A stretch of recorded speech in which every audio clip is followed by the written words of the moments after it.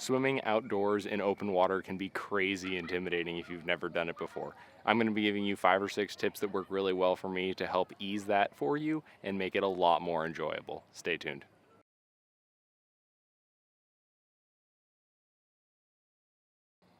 When I first started triathlon, I had zero open water swim experience, and the first day that I put my wetsuit on in the open water and tried to actually swim, I almost called it quits on the entire thing. It was that terrible. So here are 5 or 6 tips that worked really well for me that I sort of picked up over the year or two, that I was really getting comfortable open water, and I think it's going to help you out a lot as well.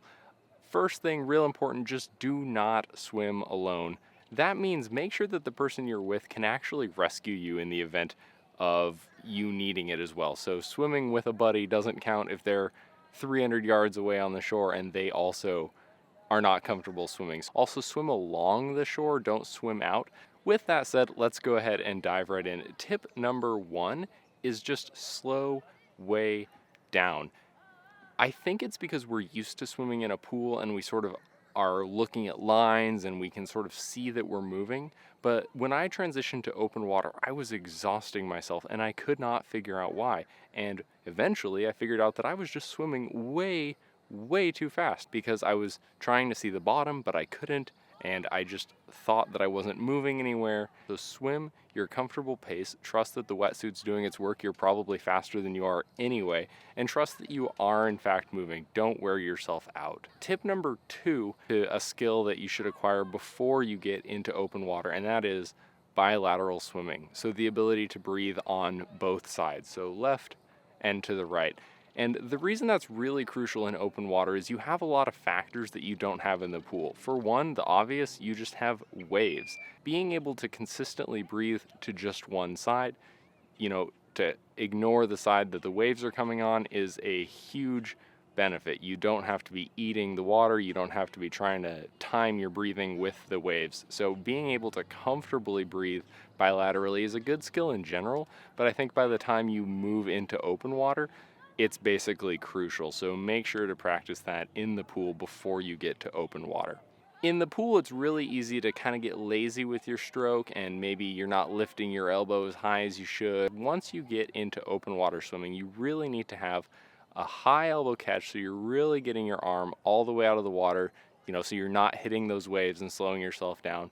And then secondly, speeding up that stroke rate in open water. In the pool, I have a pretty slow stroke rate. I really am trying to focus a lot on smoothness. But once you get into open water with the waves and they're impacting your form so much, being able to increase your stroke rate without increasing your speed, that goes a lot when you're open water and it's a bit wavy. So that's one of those things you're just gonna have to practice in the pool, but it translates really well into open water. Number 4 is basically a confidence thing, and so much about open water swimming is confidence, right? You can already swim in the pool, so hypothetically it shouldn't be any different, but for a lot of people, myself definitely included, it is.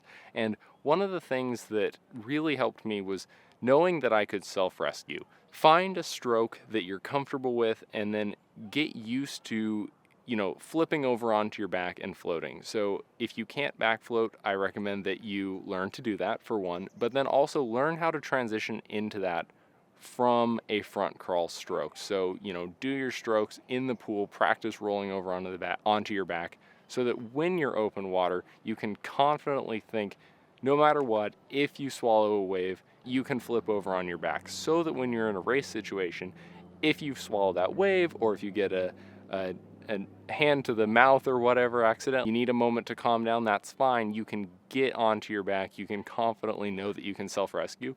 And for me, that sort of mental thing of ultimately I'm still safe, I think that goes a long way. And confidence and trusting yourself and your abilities is huge open water. So I recommend strongly that you have those self-rescue strokes and that you know how to do them automatically.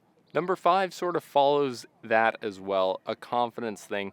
I know that a lot of people get really bothered when things touch them out in the water, or you have a fear of the things you can't see, and that's totally understandable. It's one of those things that you just kind of have to accept is going to happen, and I'm a real big believer in visualizing things ahead of time and getting comfortable with them so that when they actually happen to you, you know how you're going to react. The fact is, stuff will touch you in the water. You will have weeds over your head and maybe get stuck on your shoulder. That can definitely freak a lot of people out. But the fact is, it happens. And if you want to be a confident open water swimmer, it's really important that you prepare for that, because ultimately it's just a plant. And having that mentality of like, something might touch me, it's gonna be okay, it's just a plant. Wherever you're swimming, you should know what's in the water. And if there aren't any dangerous animals in the water, then you don't actually have anything to worry about. So you can be confident in that.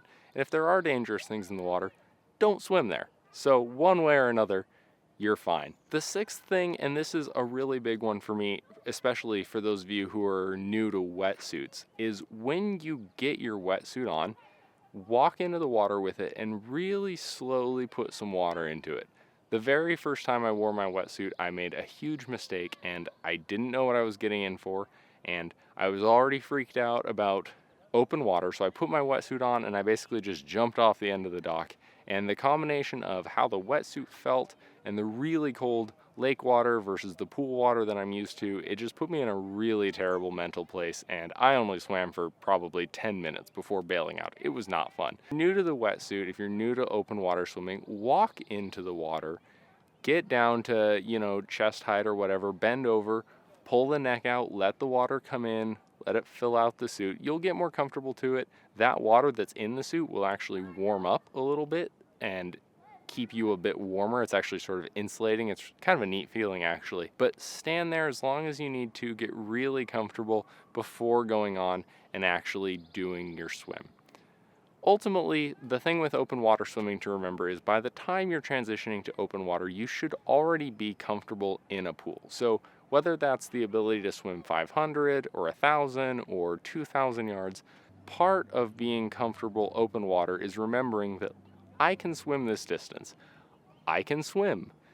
You can swim better with a wetsuit than you can without a wetsuit.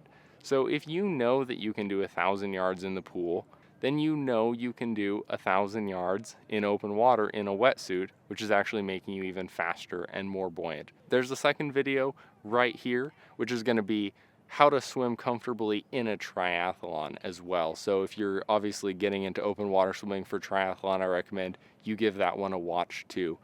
Thanks for watching. You guys, if you have any questions, leave them down below, because open water can be so intimidating and I want to address those and share my experiences with you. Thanks for watching. Get out there, swim, and have a fantastic rest of your night. Bye, everyone.